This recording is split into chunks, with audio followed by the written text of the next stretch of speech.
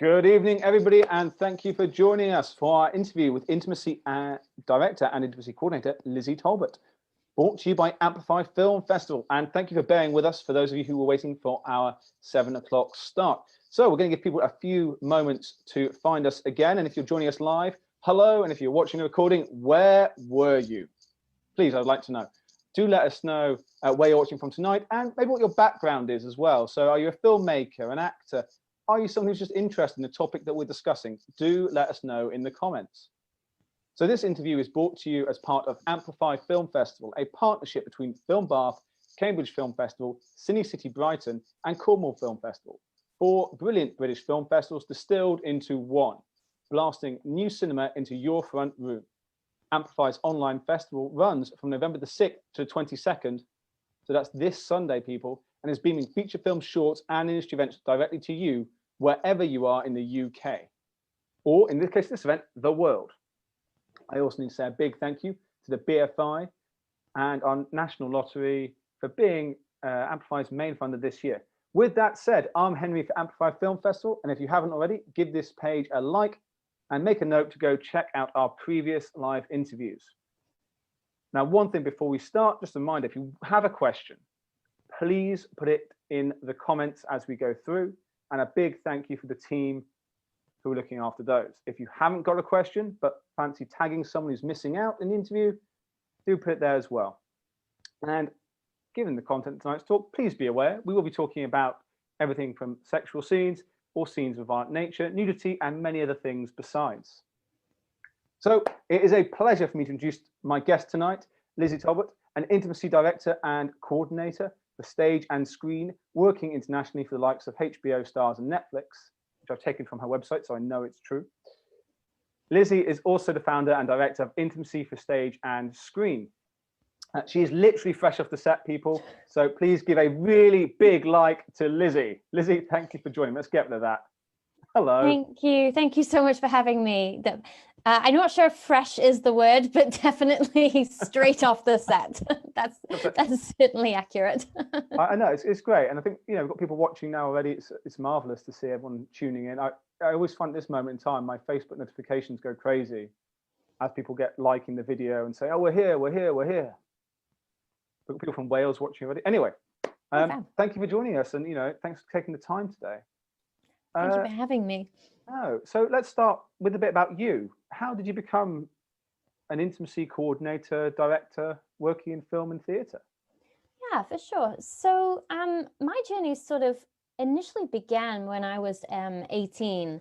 I had to do a scene of intimacy, and it was quite low key. It was just it was a kiss, and it was sort of not directed particularly well, in terms that we were just told off to go down a corridor and make something happen. And I just remember standing in the corridor with this guy in front of me as we sort of very awkwardly tried to work out, you know, what a good kiss looked like. And, you know, like I said, it's pretty low on the trauma scale, but fairly awkward all the same. And I remember, I'm sure it looked absolutely terrible. And I remember coming away from that thinking, really, is there not some sort of something that we could have done to make that better? And I started to work in the fight world. So I taught with the British Academy of Stage and Screen Combat, and I sort of did a lot of fight directing.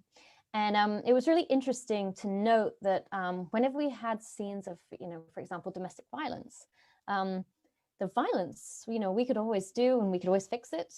It was the intimacy on the sort of domestic violence scenes that was always pretty questionable. And so when I started sort of researching it, you could see all of the like safety protocols that we had with fight, and, you know, all of the,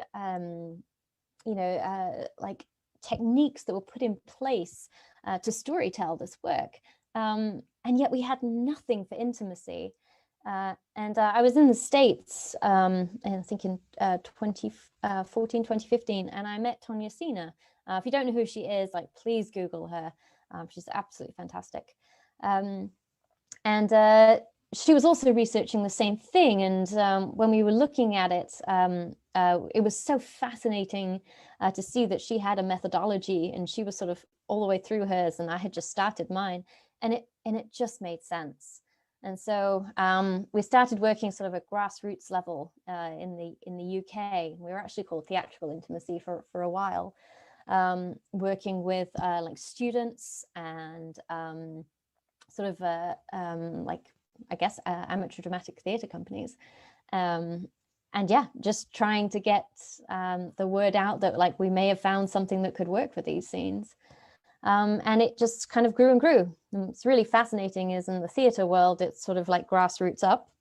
And thanks to the amazing work by Alicia Rodis, who worked really well with HBO on The Deuce. And she became the world's first intimacy That's a great show, really interesting. Yeah. Well, she became the world's first intimacy coordinator, and it's just sort of had a domino effect from there. And so my path went from intimacy direction to intimacy coordination pretty quickly. Wow. I mean, it's a bit of quite the journey there, really, with it all. And so, obviously, we know you're an intimacy coordinator and intimacy director, and you work in theatre and film. What's the difference between the two? So I will say that intimacy coordination certainly, well, has a lot more paperwork for a start, a lot more. I would say in the timing, I think for intimacy direction, you often get to delve quite deep, obviously into the character work, into the choreography. You have this sort of big build up, and then you leave them to it once they've got established, and once we've got the stage manager essentially sort of taking over and running the intimacy calls. Whereas with intimacy coordination, the build-up time is a little shorter. You have a little bit less time to work and to choreograph. And of course, once it's done, it's done. It's not repeated, night after night.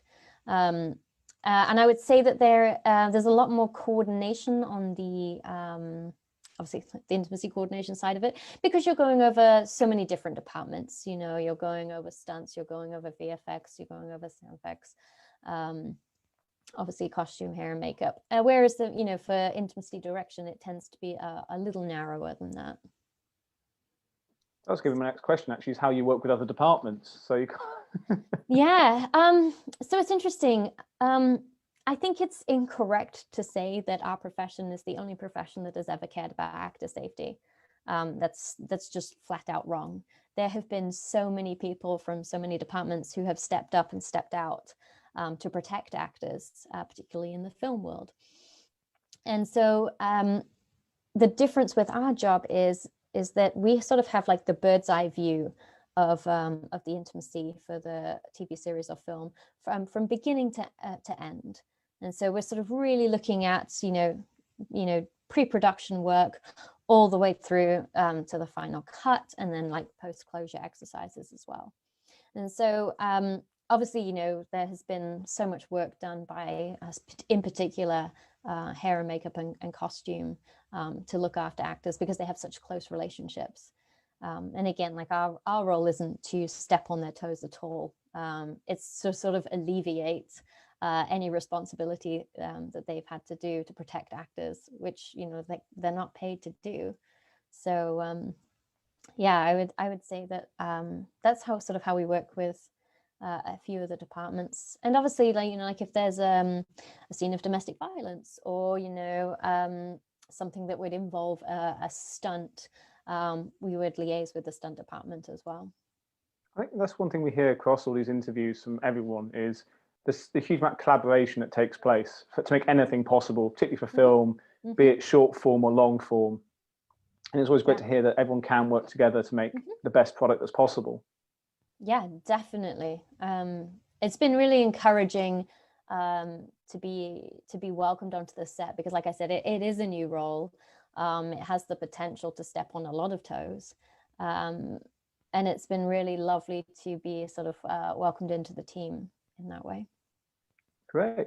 And a question we ask everybody, sort of whatever they're working on, is what makes a project sort of jump out to you? Do you get involved, you get sent a script and then you go, I'd like to work on this? Or you ever talk with the producer? How do we get you on board to a project?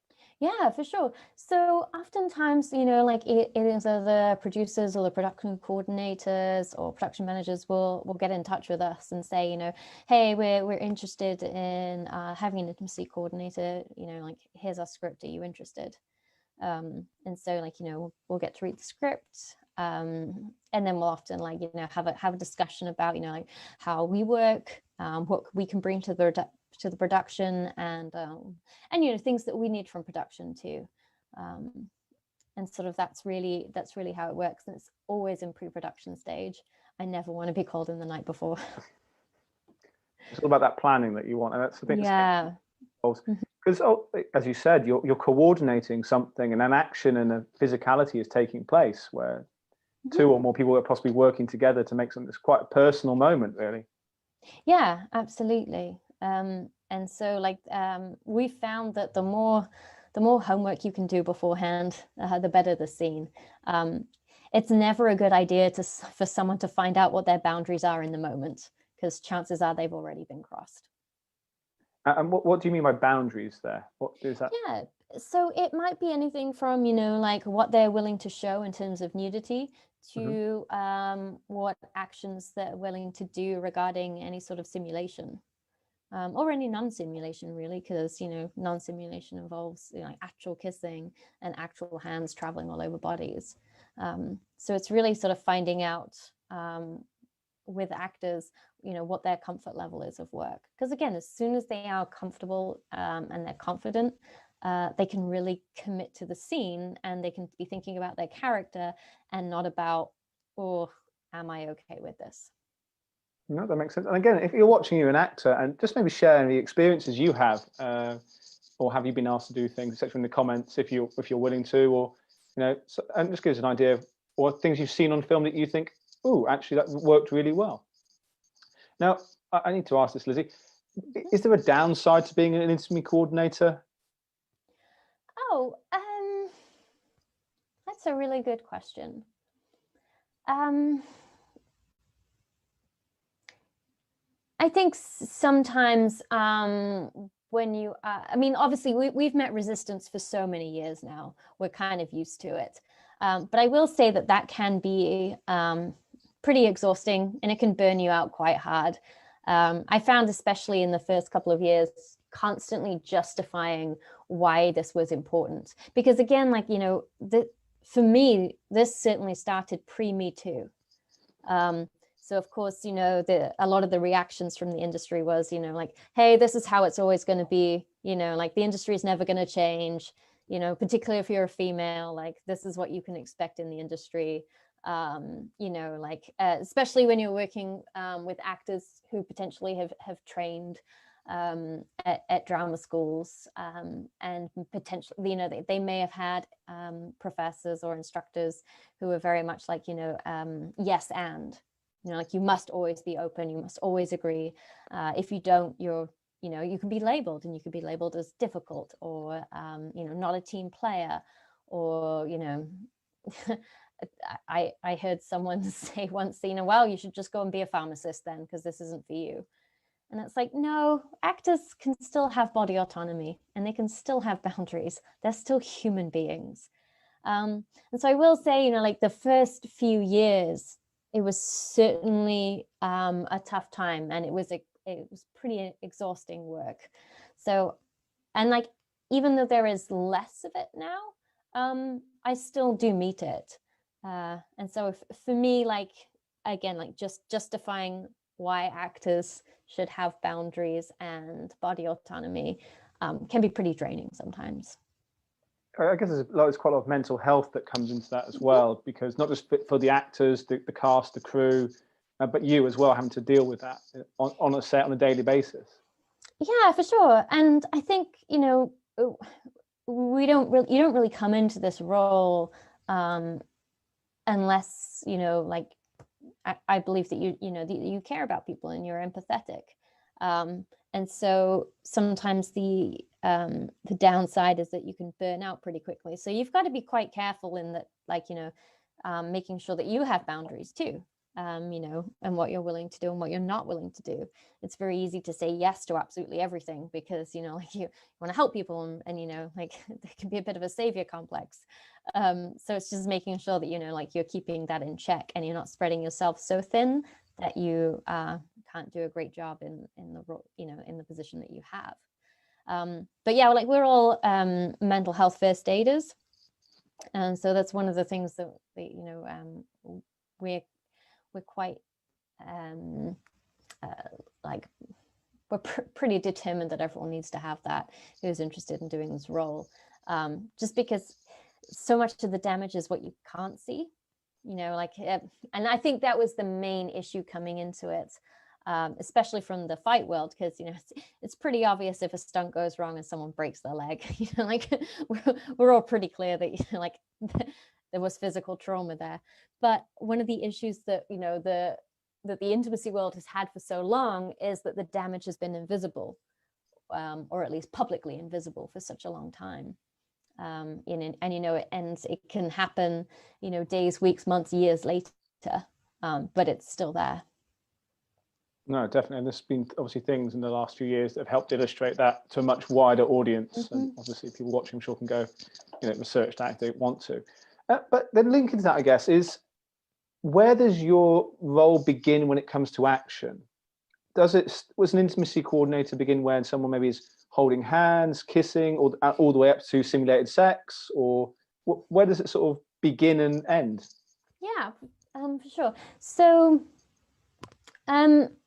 we typically deal with scenes of nudity and simulated sex, but it's not limited to that, because, you know, for example, if there is sort of you might determine like a grope, or, you know, like physical body contact, you know, with hands all over someone else's body, you know, like that's a very easy boundary to break. It's, you know, it can be triggering to some people.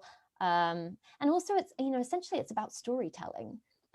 Just as you would have a fight director for, you know, a piece of violence, from anything from, you know, like a slap to a full-blown mass battle, it's sort of similar with us as well. You know, we have specialized skills and techniques to help people tell stories safely. And so it's really sort of like, again, down to the actor, because, you know, like if an actor wants, you know, help and they want some techniques, like that's something that we can also offer. So I've been called in from anything from, and also not forgetting, you know, non-sexualized intimacy. You know, we're there to help create relationships, and whether that's, you know, from, you know, people who are sexually intimate to everything from, you know, brother, sister, parent, child, best friends. Like we can also work with that sort of intimacy as well. It's great. It just shows it's a much broader canvas than we might first think, which I think is a wonderful thing. And it's that the engagement and that working with other people, again, that consensual relationship that can develop across the board. Yeah. You mentioned paperwork. Now, as a performer, I know about nudity riders. I've read a few. For those who don't know, would you mind explaining a bit about like what paperwork can be linked to sort of nude or sexual content? Yeah, for sure. So nudity rider is sort of like an addendum that would be put in your contract about what you are comfortable showing and what you're comfortable doing in terms of simulated sex. And what we do is we work out with the performer, you know, what does that look like? And then we liaise with production to make sure that what is written down is what actually happens. And of course, just because you write something down doesn't mean that like you are going to be forced to do that on the day. You know, as we talk about consent, you know, consent is always, you know, reversible. Otherwise, it's not really consent anymore. And so we often deal with that sort of paperwork. We'll do risk assessments as well. You know, there's lots of different sort of types of paperwork that like surrounds this job. And part of it is because, you know, once you see things written down, it adds so much more clarity than if it's just sort of like, you know, a casual conversation, or, you know, even a conversation with multiple people. It's always nice to have it, you know, in black and white on the page, so that everyone is clear about what's happening. Definitely, again, that communication and that clarity can really help. And and when it comes to, I think, filmmaking, that can save a lot of time, which hopefully can save money for everybody. So there's a nicer product at the end of it for everyone that comes to it. Now we mentioned a bit about the actors, obviously, but it's not just the actors who are experiencing the intimacy on set. Do you do any work with the crew, the director, to help them with like any awkwardness they may feel or pressure? Yeah, for sure. I mean, like, one of the things that we'll do is, we'll talk about language. We want to call things what they are. Like when we've got people like talking around the subject, again, it doesn't help with clarity there. So we make sure that we're specifically talking about, what we're doing here. Is it digital? Is it simulated digital penetration? Is it simulated vaginal sex? Like what are we talking about? And let's get specific about it. The same, when we're talking about body parts, we want to make sure that we're talking about penises, vaginas, vulvas, and getting specific about it. And so, like, obviously, like, like there can be some humor around that, and and that often helps relax people. But one of my jobs is to make sure that we're aware that like we're at work, and so that when we are doing those scenes, they are treated with respect, so that the person who is partaking in those scenes doesn't feel like they're like the butt of the joke, or like they are any more vulnerable than they need to be in that moment. And so and it's also important, like when we're talking with performers, if they are very comfortable with their body, which is absolutely great, but they're refusing to put a robe on in between scenes, like that's something that needs to be addressed, because of course the crew are going to be exposed to that, and that can create all kinds of situations where like, hey, maybe they don't really want to be close to your naked body, maybe they've got to shuffle around you, it can open up all sorts of things that like don't need to happen if people would people just put robes on. So again, like we can coordinate and liaise with that too. That's great. I mean, it shows again, it's something bigger than just going on and going, oh, try this, or try that, or give an opinion, which is great. Now, a lot of people watching, maybe short filmmakers, low budget productions, and they are writers, directors. Now, they may be putting a script together that has intimacy in it in some way at different levels, but might not be able to necessarily afford someone like yourself, or have never done it, but they've never had an intimate scene before in a script. Are there any kind of steps they could take, or should they look at something a different way? Yeah, and I guess like obviously as we spoke about, when it's working with sort of lower budget films, I would pose the same thing that I would pose to them if they were considering like a mass battle. It's the same situation. If you cannot afford to bring a professional on to keep your actors safe, maybe pick something else or choose something else. There are so many different things that you can do which will still tell the story that might not involve showing nudity or simulated sex. And especially in the world of COVID right now, we're having to think really creatively about how we do this. Even closing the door with people removing like, some top layer of clothing, we can still get the idea. And so again, it's whatever will tell the story, but again, keeping those actors safe if you know that you can't afford a professional to look after them. No, that makes perfect sense. And for those who don't know, I do a bit of work with swords, and with the same thing when it comes to fight and stunt work. It's that, can you imply it in another way, particularly around things that put people in danger, or if you're working with people who have not experienced it before, it's very important to have different ways of approaching things. So we're coming towards the questions from the public, Lizzy, but there's a few more for me, I'm afraid, beforehand. So do keep those questions coming in, and thank you for Yo-Yo and Sally for sending those across. And don't forget to let me know where you're watching from, and so what your background is. Are you a filmmaker, an actor? Are you just here to find out more about what we're talking about?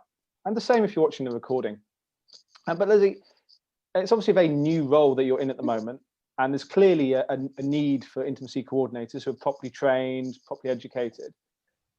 How can someone go about becoming an intimacy coordinator?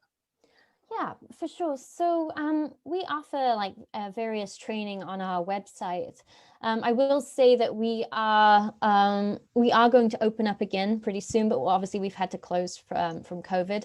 So we're just hoping that we can get our numbers down to like the COVID numbers in the country down to a far safer level, because we'd be pretty poor intimacy coordinators if we couldn't keep the people that we were training safe.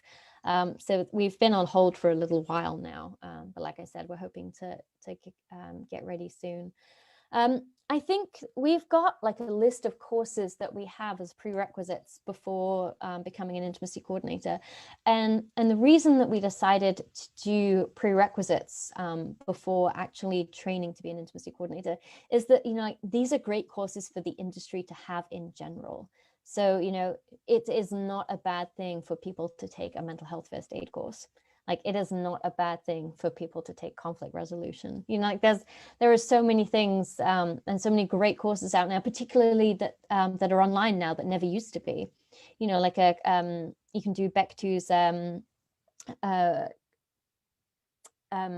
creative passport, which is like a health and safety qualification, and that's now online. And I would really encourage people to sort of, you know, to get on there and do those things, because even though they're prerequisites for our course, they're also just, I really truly believe, like, good things for the industry in general, to make this industry a safer place. We've seen very publicly, as we discussed before, you know, how dangerous this industry could be.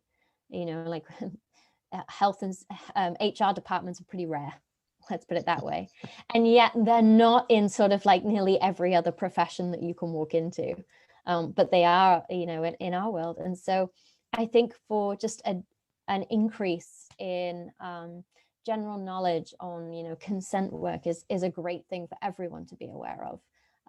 Mental health first aid, you know, like that's a great qualification for people to have who are working in an industry that demands incredibly long days, very tight-knit relationships, and, you know, large stress levels due to sort of all sorts of things like budgets and storylines and things like that. So we should all be protecting ourselves in that respect.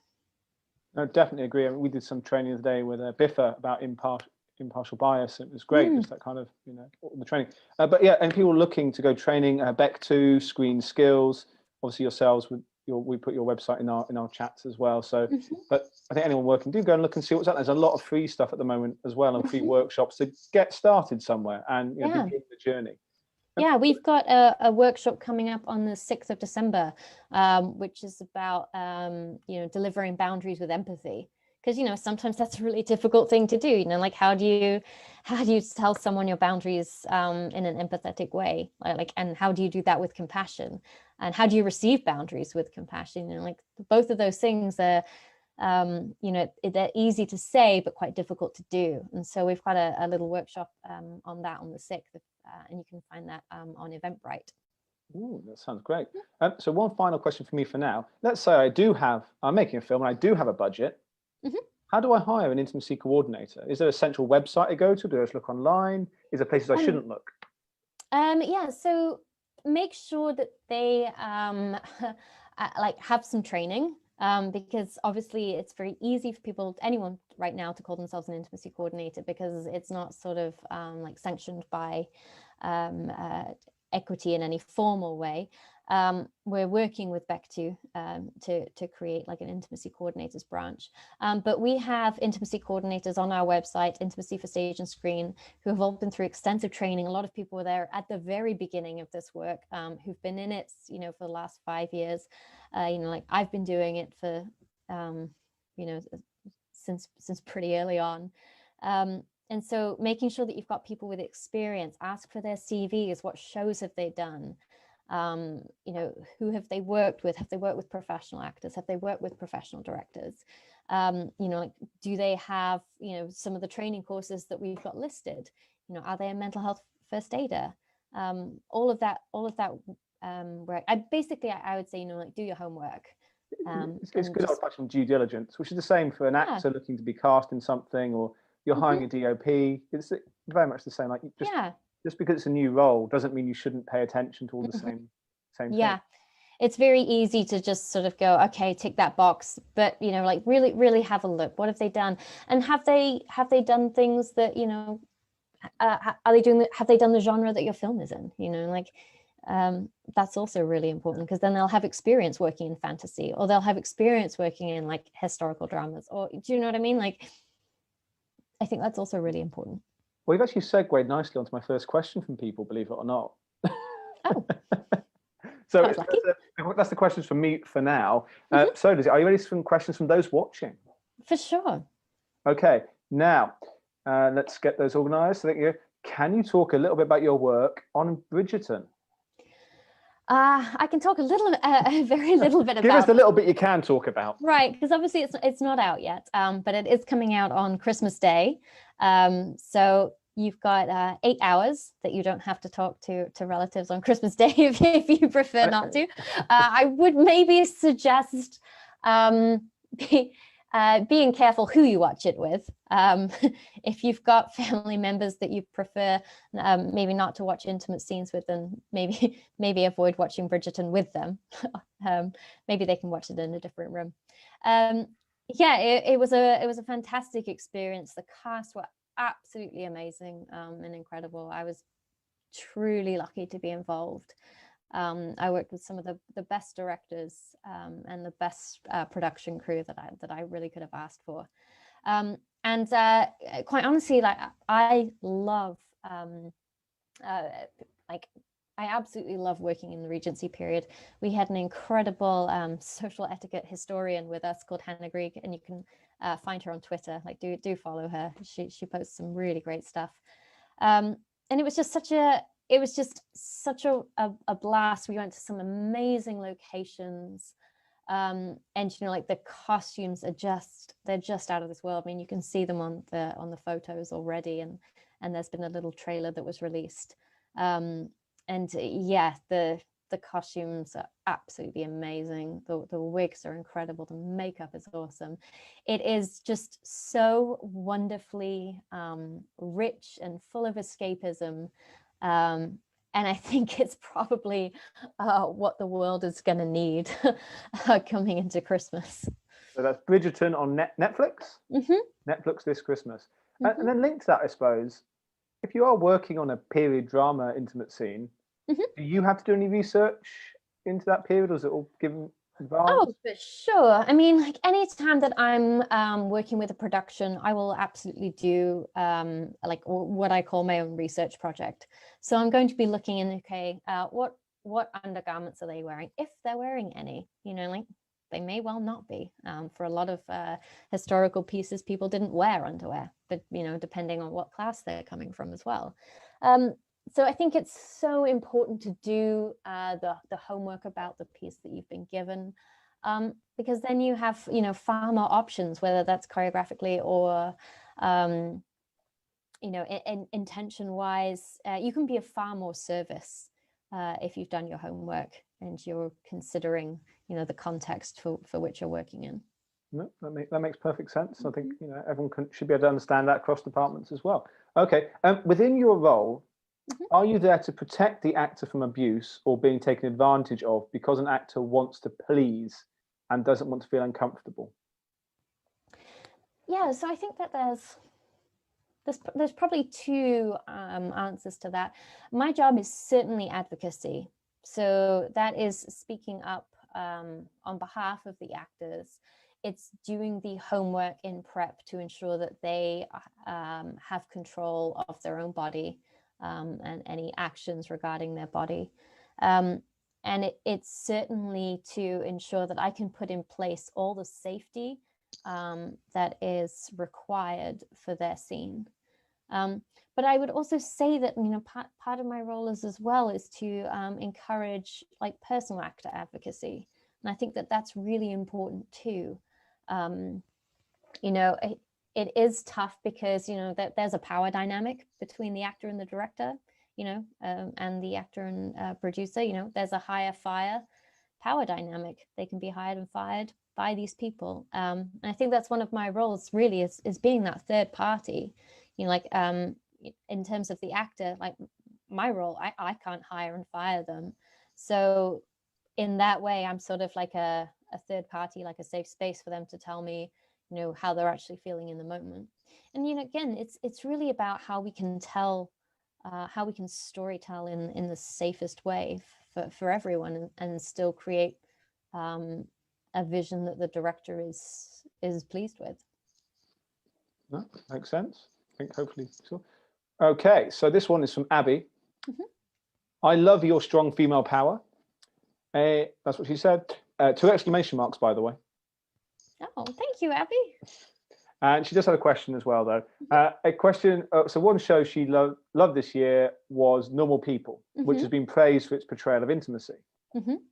What do you think made the scene so moving and seem so real? So I didn't work on that show, but I think that there is, I think what's been really interesting in that, up until now on screen, I think that we've seen a sort of like the Hollywood film world of intimacy. And we know that that's not real, because a lot of us experience intimacy in our everyday lives. And sometimes the sort of like the Hollywood-esque world of intimacy can feel a little bit removed. And it can feel a little bit sort of like aglow with, it feels a little bit unrealistic.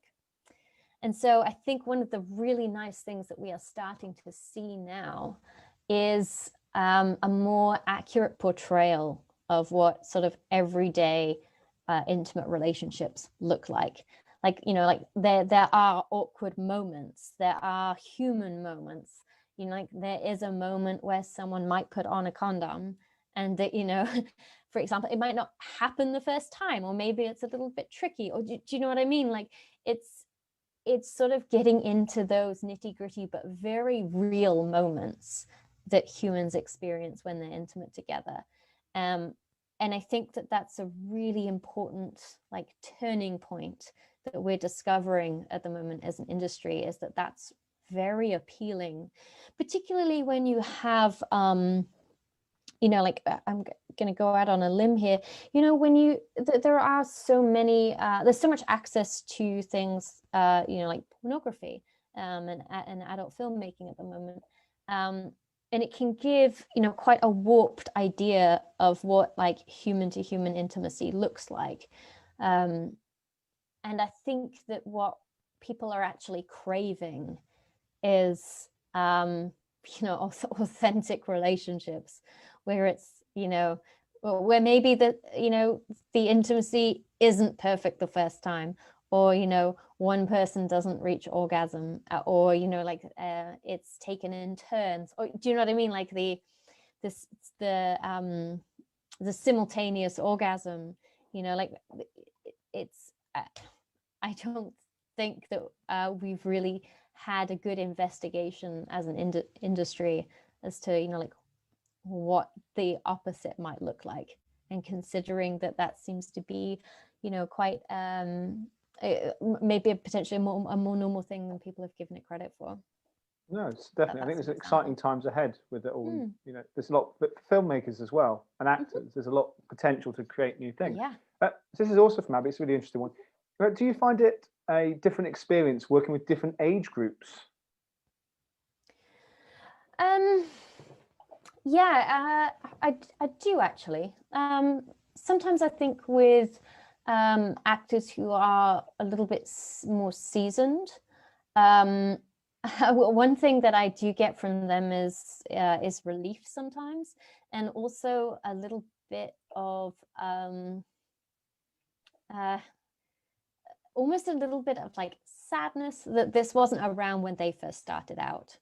And I think that, you know, I had an experience recently where, you know, an actor came to me and said, you know, like, I wish this role had existed when I was 18 and coming into the industry. You know, like I think she sort of said, you know, like I'm in mourning for my 18-year-old self when I look at what we're doing now, compared to what we were doing then. And and then you have the opposite of actors who are like, hey, I've done this for 20 years, I'm good to go. But it's really lovely working with people who, this is potentially their first intimacy scene, and they may have had nerves because, they've heard experiences of what other people have been through, and they're a little bit nervous about it. But then, they meet, me and the director, and, we have a really easy, relaxed rehearsal, and they leave feeling really good. And that's been fantastic too. I always like, it when this is someone's first scene of intimacy and they walk away from it, feeling great. And that's that. My hope is that that's the trajectory for the rest of their career with intimacy scenes, is that it was good at the start and it's only going to get better. Oh, thank you. Do actors, technicians approach you directly during the filming process if there's a concern, or do they go through the producers or the heads of department? Are we just specifically talking about actors? No, actors, technicians, anybody. If anybody on set has a potential concern, I guess.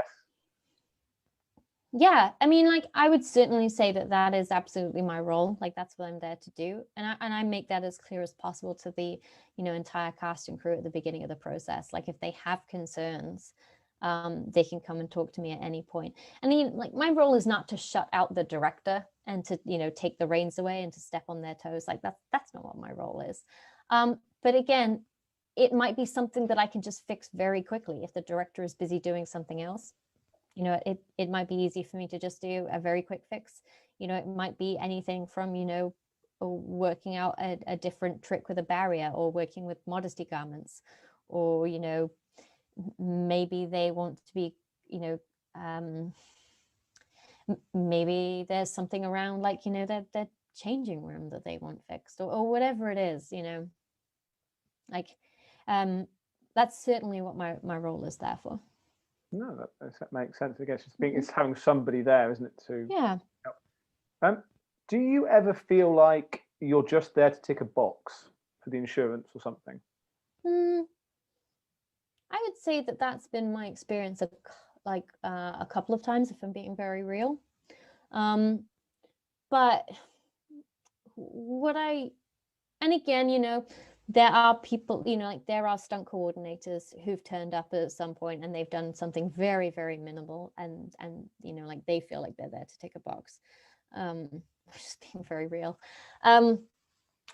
But again, if I see something that is unsafe in any way, and I will and do speak up about it, and I am ignored, there is a point where I will walk away from a project, because you don't get to say that you've got an intimacy coordinator if you're not interested in any of the safety protocols that they're bringing. To me, that doesn't ring true. That's not authentic. That's just ticking a box. You can't have someone with that, with that title on set and not, listen or take any notice of what they're saying with regards to safety, because we do have a health and safety role. No, that makes sense. I think it's it's great that you're there for everybody who has any concerns around that. So I've got time for a few more questions, if that's okay, Lizzy. Yeah, for sure. So this is an interesting one. It's from an actor's perspective. Obviously, we understand that people have physical and chemical reactions to intimate scenes. But if one actor finds one person completely unattractive in a performance, are there ways of helping build up a relationship for the sake of the scene beforehand, or talk us a little bit about the process, maybe? Yeah, for sure. A film is such an interesting one, because people can fly in that morning and yet they've got to pretend that they've had a relationship for 30 years. So it demands a lot of an actor. But there's something that we can do to create instant chemistry between performers. We do lots of I call it emotional mapping between two performers, to sort of find a connection Because again, like we are working with pretend, and I think it's really important to distinguish between that like personal and professional body.